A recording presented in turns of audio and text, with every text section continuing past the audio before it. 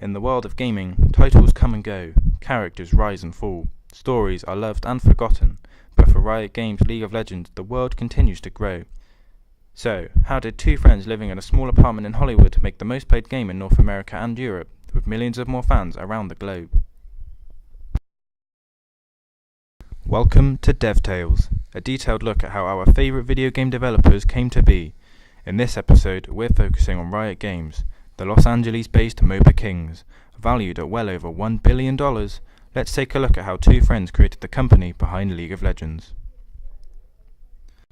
Whilst 80 million fans watched the League of Legends World Championship semi-finals between South Korea's SK Telecom and China's Royal Never Give Up, to understand how Riot Games developed a global community around their sole title, we need to take it back to 2003 with the release of Defense of the Ancients, or Dota, an online battle arena mod for Blizzard Entertainment's Warcraft 3, a popular mod that spawned from the world editor of Warcraft, set the way of the multiplayer online battle arena, or MOBA genre. Both big gamers, friends Mark Merrill and Brandon Beck, a corporate marketing manager and a strategy consultant respectively, founded Riot Games in 2006 with the intentions of making a standalone online battle arena game, with constant updates to build a community around the game. Whilst Defense of the Ancients was popular, it wasn't reaching the mass market as it was only accessible as a mod and they wanted a game with new features and smoother gameplay. The duo also wanted to make a game with a community that they would listen to and support. Something they felt was missing from big games was that communities around them would be destroyed by a lack of response from the developers and titles being abandoned, often for different IPs. These beliefs from the pair paved the way for the most played MOBA ever, with a community of millions around the world that are constantly being listened to change and improve League of Legends, with new champions, skins, game modes, buffs and nerfs and more that keep the community interested and involved. Having identified a gap in the market, and as they were inspired by Dota, the first person that Beck and Merrill hired was Steve Feek, one of the designers who helped to update the Dota mod to Dota All-Stars, an updated version of the original mod, who left to join Riot as he couldn't profit from Dota as it was just a mod. As well as this, some of the earliest members of the team were from the Dota All-Stars community in 2006. This helped them form the standalone MOBA that League became. In 2007, they went to the Game Developers Conference in San Francisco. With a demo of just 4 months of work on the project, they pitched it to many publishers, but with no success.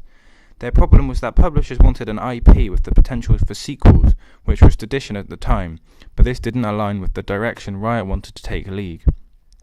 Because of this, they changed to try to get funding, in which they received $7 million in 2008, and a further $8 million the following year.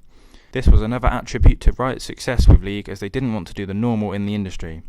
They made a deal with Chinese publisher Tencent, as they were thinking about the global potential of League, rather than just success in North America, which was ambitious to focus on so early in the development of the game in 2008. This is one of the reasons for Riot's success, for not approaching game development the standard way. Riot Games is known for being a company that people love to work for, hiring people based on their passion rather than experience. Now they have 19 studios and offices, and over 2,500 employees in different roles, from art to esports, as of 2017. But with some ups and downs, including throwing out the technology platform they had made in 2008 because it wasn't a fun experience, says Merrill. After many ups and downs in developments, and 6 months of beta testing, they released the game in October 2009. For most companies, this would pretty much be the end and focus would shift to the next project, but for Riot Games, it was just the beginning. Within 2 months, they had 100,000 concurrent players.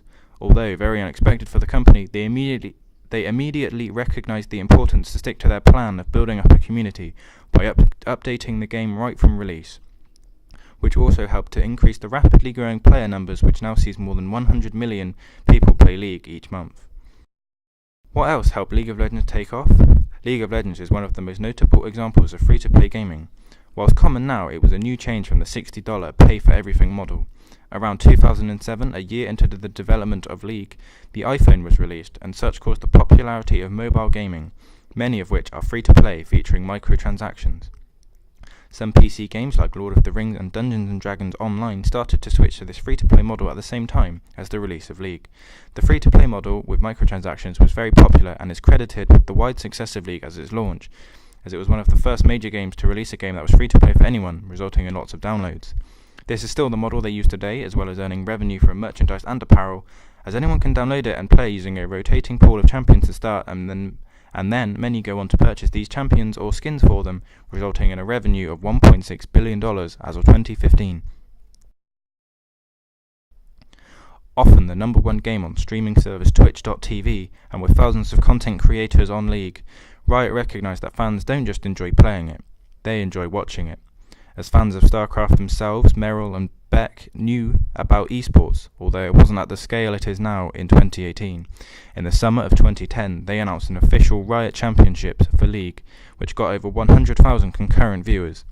This number is always rising, and now, with 4 international tournaments every year, over 10 regional leagues with weekly broadcasts, League of Legends is one of the most popular esports, helping the game's growth and a whole new section of the community to bond over, shown by a $2.6 million fan contribution to the World's 2017 Championships pool through limited edition skin sales.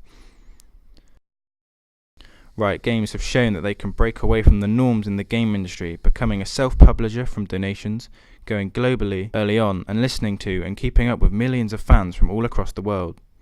Almost 10 years on from the launch of League of Legends, from 17 champions to 137, 8 seasons of competitive gameplay, and now the duo have confirmed they are working on a new title, but details are unknown.